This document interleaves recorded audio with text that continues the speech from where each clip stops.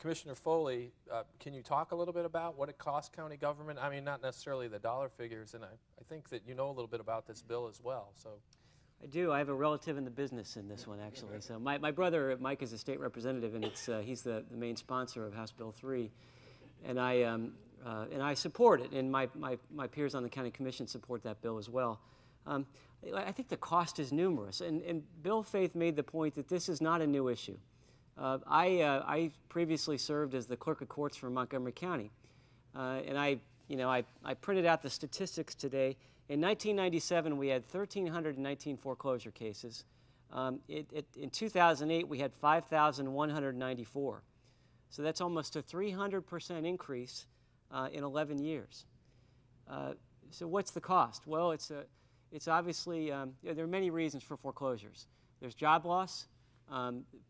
Somebody may have gotten a divorce. Somebody may have had a medical bill that was just so great that they couldn't pay for anything else. They might have made some reckless financial decisions. Predatory lending, we know that that's happened in this community. There could be property flipping. So there's many reasons for these foreclosure cases. We know that. But if you go through neighborhoods in Dayton, you go through the Santa Clara neighborhood off North Main Street, that neighborhood has just been decimated by mortgage foreclosures. I mean, that neighborhood was once a beautiful neighborhood, right? And it's not anymore, unfortunately. And so, just for the same reason that there's many reasons why these foreclosure cases happen, we have to look at the solutions as multi-tiered as well. And so I think tonight in this audience, in this room, you see many people who are, there's a lot of local people who are helping on this. Miami Valley Fair Housing. We've got, people from the state, from the Attorney General's office. We've got folks who are with ABLE, with, legal representation. I want to say this because this community has been working on this issue now for well over 10 years. And we've been doing a lot. I mean, people have been working very, very hard on this issue. But the frustrating part is, I might sound like a broken record tonight, unless we get strong federal action, we're going to continue to spin our wheels, unfortunately. And some of the solutions are, we obviously need a better economy, we need more financial education, but I really in my heart believe that this federal response is something that I think is starting to come, but it's not there yet. So. Thank you, Montgomery County Commissioner Dan Foley. Ken McCall of the Dayton Daily News, a question for our panel. Yeah, I want to talk about that federal response a little bit. So my question is to Mr. Patterson.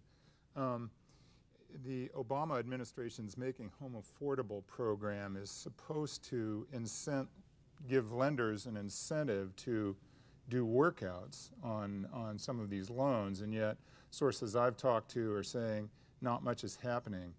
From your experience, is the program working?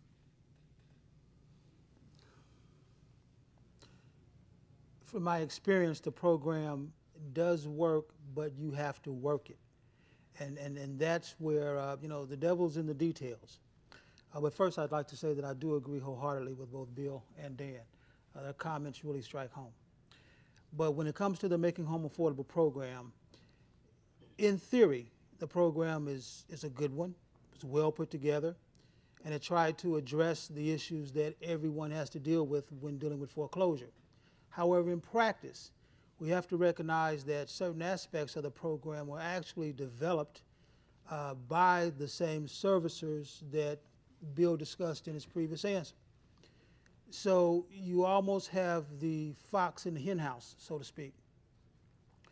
Now, the program can work if, in fact, those folks that are working the program recognize a couple of simple things. Well, not so simple, but a couple of things. One, the services that Bill talked about are usually subsidiaries, are in some way connected with banks and other financial institutions. So they act and think as banks act and think. That means they're motivated by profit, and those profits are usually written into the contractual agreements that they have with whatever institution they're servicing for. So you have to recognize that to the servicer, once the fees have been earned, the only way to collect their money is through foreclosure. there's really no vehicle for them to collect their fees once they've advanced money for property taxes and insurances and attorneys and all the other stuff that goes into trying to get you to pay a mortgage that you can't pay anymore. So their motivation is to foreclose. And because they understood this when the legislation was, or when the Making Home Affordable initiative was developed, there are certain aspects of it that reflect their goals. Not necessarily the intent of the program, but when you take it all apart, you realize that there's some very biased language in it that allows lenders who publicly have signed agreements with the Treasury Department saying that they will adhere to the concepts and the intent of the program, but in fact, the actual language in their agreements allows them to make choices that are contrary to the intent of the program. Hence, you have a situation where Wells Fargo, who did sign with the Treasury Department, can still deny Mr. Pitt's modification when in fact, to our common sense evaluation, he meets the criteria. So yeah, the program, it does work, but it is a very involved process to make it work. You really have to be a student of the program. You really have to understand the bank's motivation. And in his case, it may have gotten to the point now where, you know, there are legal attitudes involved because there's attorneys on both sides. And that doesn't necessarily always complicate the issue, but it does change it to some degree. And so now you're in a situation where the bank doesn't, or the servicer doesn't realize what they're going to gain by allowing him to keep the property, because the fees have mounted up. There's so much money owed in this situation. The only way for everyone to get paid is in fact to foreclose. What you have to do is to teach the institution that there is a viable alternative.